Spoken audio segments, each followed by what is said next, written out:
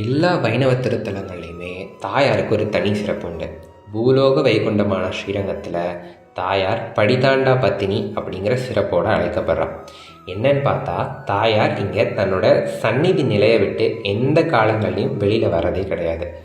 தாயார் தன்னுடைய பெருமாள் பரமபத வாசல் வழியாக வெளியில் வர அழகை கூட தன் நிலை விட்டு தாண்டாமல் முன்னாடி இருக்க 5 குழிக்குள் விரல் விட்டு அங்கிருந்து பெருமாள் வர அழகை தன் நிலையிலிருந்தே ரசிக்கிறதா தான் ஐதீகம். இப்பேற்பட்ட தாயாரை கூட சேர்த்தி கண்டோன்றதுக்கு பெருமாள் வந்து தாயாரை பார்த்து தாயாரும் பெருமாளும் சேர்த்தி கண்டோன்றது தான் இன்னி வரைக்கும் வழக்கமாக இருக்குது. அதே போல் இப்பேற்பட்ட தாயார் தன்னோட சந்நிதி பிரகாரத்துக்குள்ளே இருக்க மண்டபங்கள்லேயே தன்னோட எல்லா புறப்பாட்டையும் உற்சவத்தையுமே முடிச்சுக்கிறார். அவரோட சேத்தி உற்சவமாகட்டும், அவரோட கோட உற்சவமாகட்டும், அவரோட வசந்த உற்சவமாகட்டும், அவரோட டோலோத்சவமாகட்டும், எல்லா உற்சவத்தையுமே தன்னோட சந்நிதி பிரகாரத்துக்குள்ளேயே முடிச்சுக்கிறாளாம் தாயார்.